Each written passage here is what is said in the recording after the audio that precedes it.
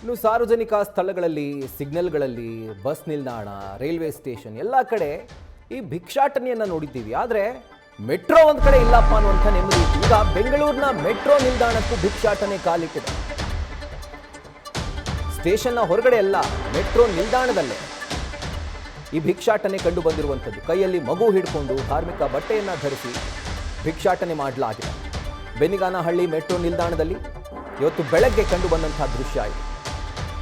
Peak ಅವರನ್ನೇ target ಮಾಡಿ ಯುವಕ ಯುವತಿ ಕೈಯಲ್ಲಿ ಮಗು ಹಿಡ್ಕೊಂಡು ಧಾರ್ಮಿಕ ಬಟ್ಟೆಯನ್ನು ಧರಿಸಿ ಸ್ಟೇಷನ್ನ ಒಳಗಡೆ ಪ್ರಯಾಣಿಕರ ಬಳಿ ಹಣಕ್ಕೆ ಬೇಡಿಕೆ ಇಟ್ಟಿದ್ದಾರೆ. ಮೆಟ್ರೋ ರೂಲ್ಸ್ ಪ್ರಕಾರ ಭಿಕ್ಷಾಟನೆಗೆ ಯಾವುದೇ ರೀತಿಯಾದಂತಹ ಅವಕಾಶ ಇಲ್ಲ. ಆ ರೂಲ್ಸ್ ಅನ್ನ ಬ್ರೇಕ್ ಮಾಡಿ ಯುವಕ ಯುವತಿ ಈ ರೀತಿಯಾದಂತಹ ಭಿಕ್ಷಾಟನೆಯನ್ನ ಮಾಡಿದ್ದಾರೆ.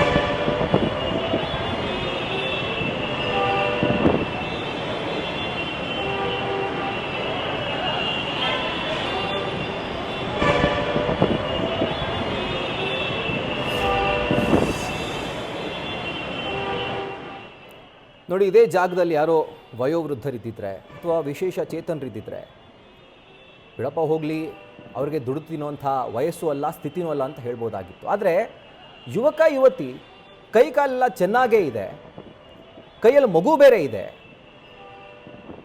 ಮಗು ಮಾಡ್ಕೊಳ್ಳೋಕೆ ಗೊತ್ತು, ದುಡ್ಡು ತಿನ್ನೋದಕ್ಕೆ ಗೊತ್ತಿಲ್ವಾ ಅನ್ನುವಂಥ ಪ್ರಶ್ನೆಯನ್ನು ಸಾರ್ವಜನಿಕರೇ ಕೇಳ್ತಾರೆ ಈ ವಿಡಿಯೋವನ್ನು ನೋಡಿದ ಮೇಲೆ. ಗಟ್ಟಿಮುಟ್ಟಾಗಿರುವಂಥ ಯುವಕ ಯುವತಿ, ಅದು ವಯಸ್ಸಾದವರು ಅಲ್ಲ, ಮೆಟ್ರೋ ನಿಲ್ದಾಣದ ಒಳಕ್ಕೆ ಈ ರೀತಿಯಾದಂಥ ಭಿಕ್ಷಾಟನೆಯನ್ನು ಮಾಡಿರುವಂಥದ್ದು.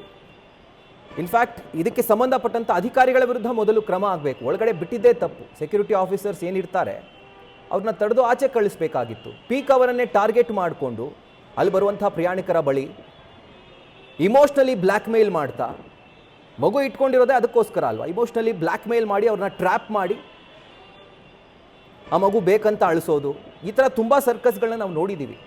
ಬಟ್ ಮೆಟ್ರೋ ನಿಲ್ದಾಣ ಒಂದರಲ್ಲಿ ಈ ರೀತಿಯಾದಂಥ ತಲೆನೋವಿಲ್ಲ ಅನ್ನುವಂಥ ನೆಮ್ಮದಿ ಇತ್ತು. ಈಗ ಮೆಟ್ರೋ ನಿಲ್ದಾಣಕ್ಕೂ ಕೂಡ ಭಿಕ್ಷಾಟನೆ ಕಾಲಿಟ್ಟಿದೆ.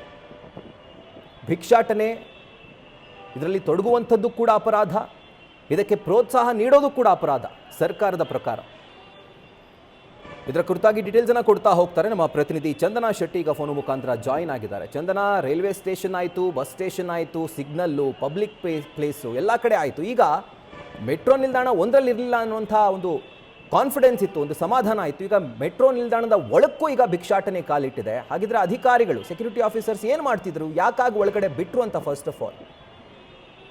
ಎಕ್ಸಾಕ್ಟ್ಲಿ ರಾಹುಲ್, ಈ ಹಿಂದೆ ಕೂಡ ನಮ್ಮ ಮೆಟ್ರೋದಲ್ಲಿ ಇಂತಹ ಘಟನೆ ನಡೆದಾಗ BMRCL ಸಾಕಷ್ಟು ಕ್ರಮಗಳನ್ನು ತೆಗೆದುಕೊಂಡಿತ್ತು. ಮುಂದೆ ಈ ರೀತಿ ಆಗಲ್ಲ ಅನ್ನುವಂಥ ಒಂದು ಕ್ಲಾರಿಫಿಕೇಶನ್ ಅನ್ನು ಕೊಟ್ಟಿತ್ತು. ಇದೀಗ ಮತ್ತೊಮ್ಮೆ ನಮ್ಮ ಮೆಟ್ರೋ ನಿಲ್ದಾಣದಲ್ಲಿ ಭಿಕ್ಷಾಟನೆ ನಡೆದಿರುವಂತಹ ಒಂದು ಚಿತ್ರಣ ಕಂಡು ಬರ್ತಾ ಇರುವಂಥದ್ದು. ಅಂದರೆ ಯುವಕ ಯುವತಿ ಕೈಯಲ್ಲಿ ಮಗು ಇಟ್ಕೊಂಡು ಭಿಕ್ಷಾಟನೆಗೆ ಮುಂದಾಗಿರುವಂಥದ್ದು. ಅಂದರೆ ಅವರು ಎಷ್ಟು ಧೈರ್ಯವಾಗಿ ನಮ್ಮ ಮೆಟ್ರೋ ಒಳಗಡೆ ರಾಜಾರೋಷವಾಗಿ ಬಂದು ಅಲ್ಲಿದ್ದಂಥ ಪ್ರಯಾಣಿಕರ ಬಳಿ ಭಿಕ್ಷೆ ಬಿಡ್ತಾರೆ ಅನ್ನುವಂಥದ್ದನ್ನ ನೀವು ದೃಶ್ಯದಲ್ಲಿ ಗಮನಿಸ್ಬೋದು. ಅಂದರೆ ಇದು ಅಧಿಕಾರಿಗಳ ಗಮನಕ್ಕೆ ಬರದೆ ನಡೆದಿರುವಂತಹ ಒಂದು ಘಟನೆ ಅನ್ನುವಂಥ ಆರೋಪ ಕೇಳಿ ಬರ್ತಾ ಇರುವಂಥದ್ದು. ಅಂದರೆ ಅಲ್ಲಿರುವಂಥ ಸೆಕ್ಯೂರಿಟಿ ಅವರ ಕಣ್ತಪ್ಪಿಸಿ ಅಥವಾ ಅವ್ರ ಮುಂದೆ ನಾಟಕ ಆಡಿ ಒಳಗಡೆ ಎಂಟ್ರಿ ಕೊಟ್ಟು ಪ್ರಯಾಣಿಕರ ಬಳಿ ಹಣವನ್ನು ವಸೂಲಿ ಮಾಡುವಂಥ ಕೆಲಸ ಆಗ್ತಾ ಇದೆ ಅನ್ನುವಂಥ ಮಾಹಿತಿ ಸಿಗ್ತಾ ಇರುವಂಥದ್ದು. ಸದ್ಯ ಈ ಒಂದು ವಿಡಿಯೋ ಈಗಾಗಲೇ ಸೋಷಿಯಲ್ ಮೀಡಿಯಾದಲ್ಲಿ ಸಾಕಷ್ಟು ವೈರಲ್ ಆಗ್ತಾ ಇದೆ. ಈ ಬಗ್ಗೆ BMRCL ಗಮನಕ್ಕೆ ಬಂದಿದೆಯಾ ಇಲ್ವಾ ಅನ್ನುವಂಥದ್ದನ್ನ ಕಾದು ನೋಡಬೇಕಾಗತ್ತೆ. ಅವರು ಯಾವ ರೀತಿ ಮತ್ತಷ್ಟು ಬಿಗಿ ಭದ್ರತೆಯನ್ನು ಒದಗಿಸ್ತಾರೆ. ಯಾಕೆಂದರೆ ಇದು ನಿಜಕ್ಕೂ ಒಪ್ಪುವಂಥದ್ದಲ್ಲ.